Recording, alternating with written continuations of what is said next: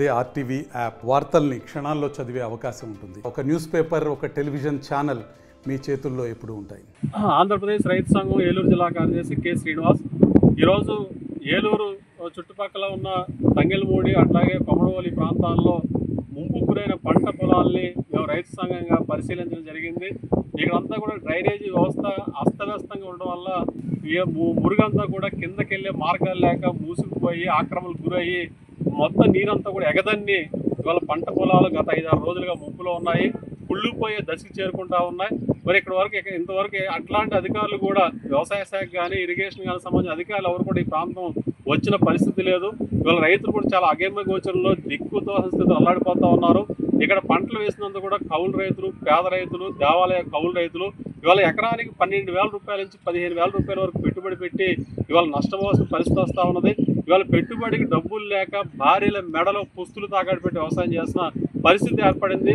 మరి ఇట్లాంటి పరిస్థితుల్లో ముంపుకు సంబంధించిన నివారణ చర్యలు చేపట్టకుండా నిర్లక్ష్యం చేయడం వల్లే, కాలువల్ని ఆధునీకరించకపోవడం వల్లే ఇవాళ పంట ముంపుకు వచ్చిన పరిస్థితి ఉన్నది. ఇక్కడ ఈ తంగెలమూడి అట్లాగే కొమరవోలే కాకుండా జిల్లాల వివిధ ప్రాంతాల్లో కూడా గుండేరు కానీ, ఎర్రకాలువ కానీ ఇతర అనేక చోట్ల పరివాహక ప్రాంతాల్లో పంటలు వేలాది ఎకరాల్లో ముంపుకు గురయ్యి, అలాగే కొల్లేరు పరివాహక ప్రాంతంలో కూడా ముంపుకు గురయ్యి రైతులు నష్టపోవాల్సిన పరిస్థితి వస్తూ ఉంది. ఇవాళ వరి వ్యవసాయంలో సాగుదారులు అత్యధిక మంది కౌలు రైతులే. మరి కౌలు రైతులు అప్పులు కూడా పుట్టే పరిస్థితి కనబడట్లేదు. ఇవాళ ఖరీఫ్ కూడా ఆలస్యమైన పరిస్థితి ఉన్నది. అప్పులు చేసి పెట్టుబడి పెడితే వాళ్ళు నష్టపోయిన కౌలు రైతులు ఆదుకునే దిక్కులేని పరిస్థితి ఏర్పడింది. ఇవాళ మంత్రులు, అధికారులు, ప్రజాప్రతినిధులు పర్యటనలు చేస్తున్నారు తప్ప క్షేత్రస్థాయిలో ఆదుకునే విధంగా చర్యలు ఉండాలని చెప్పేసి మేము రైతు సంఘంగా కోరుతా ఉన్నాం. అంతేకాకుండా ఎకరానికి 15,000 రూపాయలు నష్టపరిహారం చెల్లించాలని చెప్పేసి కోరుతా ఉన్నాం. ఇవాళ మొత్తం అంతా కూడా నాట్లు వేసిన పంట పొలం అంతా కుళ్ళిపోతే కనుక మళ్ళీ నారు వేయాలంటే ఆలస్యమయ్యే పరిస్థితి ఉంటుంది.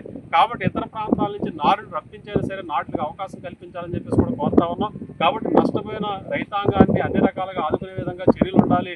లేని పక్షంలో రైతులు సమీకరించి ఆందోళన చేపడతామని చెప్పి సందర్భంగా మేము హెచ్చరిస్తా ఉన్నాం.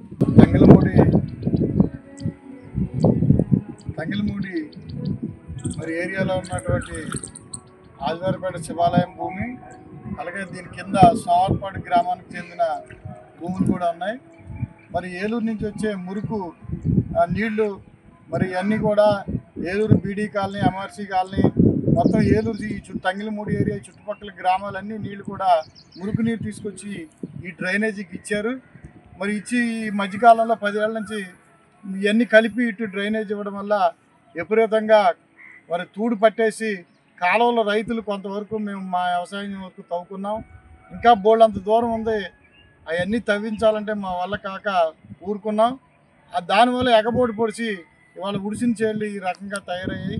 మరి డ్రైనేజీ వ్యవస్థలో మరి ఏలూరు కార్పొరేషన్ వారు కూడా దీంట్లో పూనుకొని చర్యలు తీసుకోవాల్సిందిగా కోరుతున్నాం. మరిన్ని వీడియోస్ కోసం ఛానల్ ని సబ్స్క్రైబ్ చేయండి. లేటెస్ట్ అప్డేట్స్ కోసం వాట్సాప్ ఛానల్ ని ఫాలో చేయండి. అండ్ లింక్ డిస్క్రిప్షన్ లో ఉంది.